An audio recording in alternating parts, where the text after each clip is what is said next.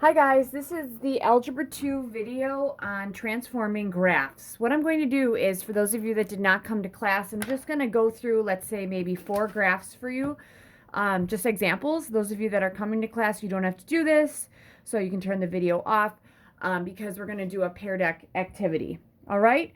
So we looked at all of these different kinds of graphs last week, and what I want to focus on is, if I'm looking at graphing form, what I had for graphing form, I had many of them.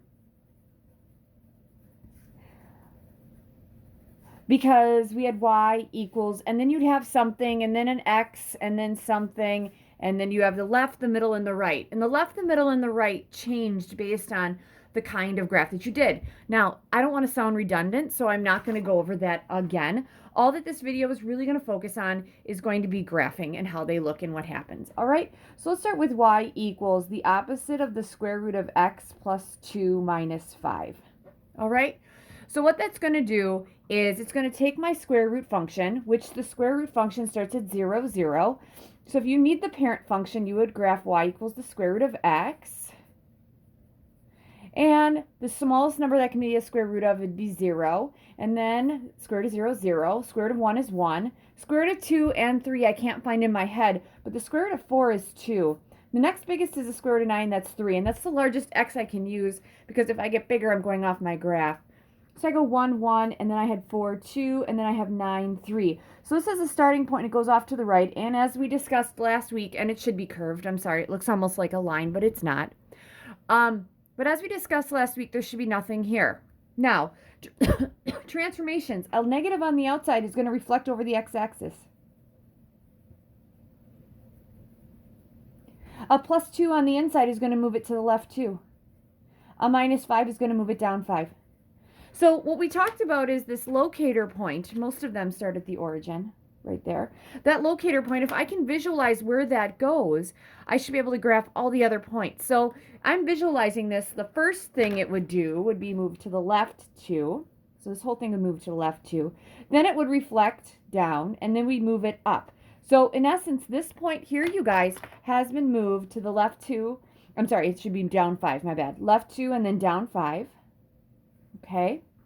Then, rather than going up 1, so if you need this thing, a lot of kids do this, and I actually kind of like it. Put this horizontal line, because I'm actually transferring this left 2 down 5, and rather than going up, it's got to go down because it would have been reflected up here. Okay, so generally we would have gone to the right 1 from that vertex and up. Now we got to go to the right and then down. Here we went to the right 4 from that locator point and up 2. We got to go to the right 4 and then down 2. And then finally here we go to the right 9 and up 3. Now we're going to go to the right 9, 2, 3, 4, 5, 6, 7, 8, 9, and down 3 from that line, right? And here we go. This is what it is right there, you guys. Okay, so that is my graph. All right, the next one, let's go with y equals, and I'm trying to give you a lot of different things here. Okay, let's go with y equals 1/2 times x plus 3 cubed minus 4. All right, so this is your cubic function. Sorry, my cube is not the best cube in the world, but we'll make that better. All right, and so that means I have to take my original cubic function, which is y equals x cubed, and we could cube any number in the world. All right, so we went with a cube of -3 to 3. If I cube -3, it's -27. That's obviously not going to fit on here. -2 cubed is -8. -1 cubed is -1. 0 cubed is 0. 1 cubed is 1. 2 cubed is 8. And I'm not going to do 3 because 3 cubed is 27. And obviously that's not going to fit on here. -2, -8. So this is my original guy. -1, -1, 0, 0, 1, 1, and 2, 8. All right? So that's my original function. What I need to do to graph the new one, you guys, is I'm going to have, this is going to be a vertical compression. This is going to be left 3, and then it's going to move down 4. All right, and you should be able to feel comfortable doing all of those things. So the locator point right here, that's the thing that has to move, you guys. So if I think about it, I'm going to move it to the left 3, then I'm going to compress it. That'll change the shape, and I'm moving it down 4. So this point, left 3, down 4, that's where all the points are going to be compared to, okay? So that's where I'm putting that red dot to kind of define where that locator moved. And I guess in this one I could have done that too. All right, so here we go. Now, here's the thing, you guys. From here, we usually went, and if I had to put a line through here, I will. I went up 1 and then up 8, right? So if I went up 1 and then I went up 8, my vertical compression is by a half. I need to multiply that by a half. 1 times 1/2 is a half. A half times 8 is 4. So rather than going to the right one and up 1, I'm going to go to the right one and up 1/2. Right 1, up a half here. And then rather than going to the right 2 and up 8, we're going to go to the right 2 and up 4. So 1, 2, and this would be 1, 2, 3, 4 here. So that's what it's going to look like right there. That is what we call a compression, because those points have been compressed down. Now I obviously have to find the other side. Usually I went to the left 1 and down 1. Well, -1 times 1/2 is -1/2. So now I'm going to go to left 1 and rather down 1, down a half.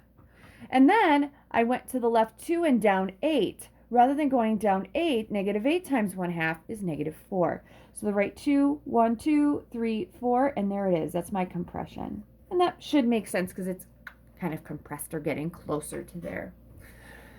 All right. Okay, so that brings me to, what else do I want to do? I want to do a hyperbolic function, which would be y equals, let's go with 1 over x minus 4 plus 2.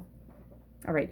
These are the ones that kids really kind of mess up on a lot because they're tough, okay? Just think about this. You can't divide by 4, so there should be, in the end, nothing, no points should be at 4, all right? Okay. So let's see here. Okay, my original one was y equals 1 over x, right? Now, you can divide by any number in the world but 0. So let's go -3, -2, -1, 0, 1, and 2, all right? All right, 1 over -3 is -1/3. 1 over -2 is -1/2. 1 over -1 is -1. 0, or 1 divided by 0, that does not exist. 1 divided by 1 is 1. 1 divided by 2 is 1/2.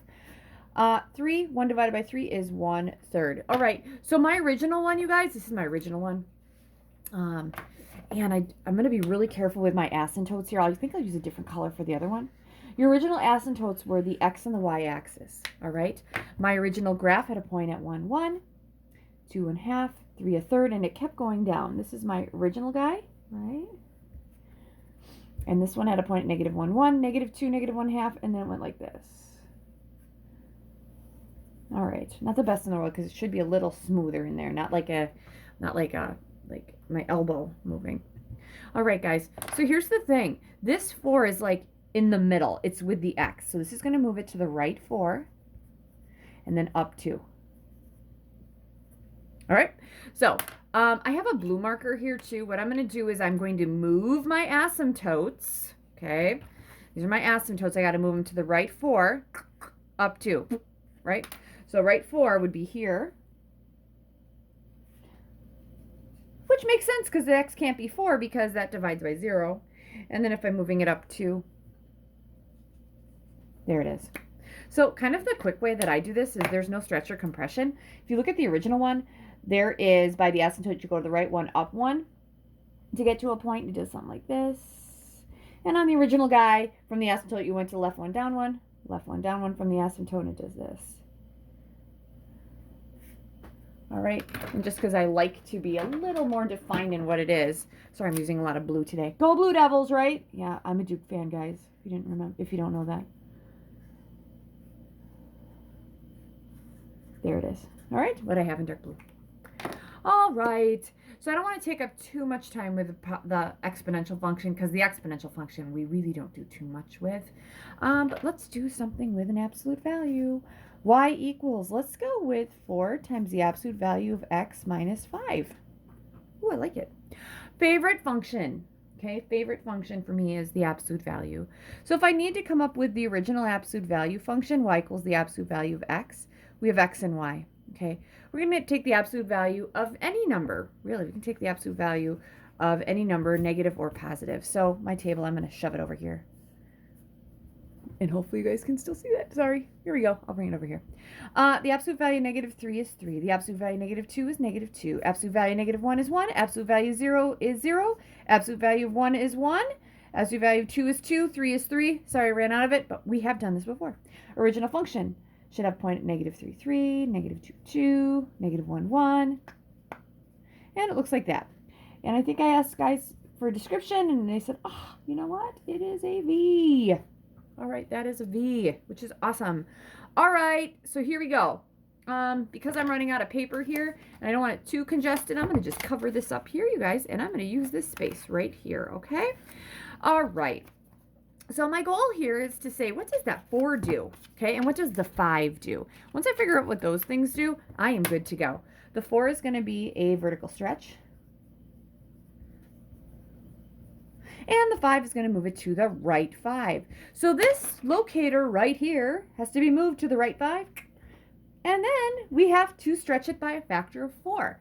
So let's think about this right here. I'll use my pink Post-its right there.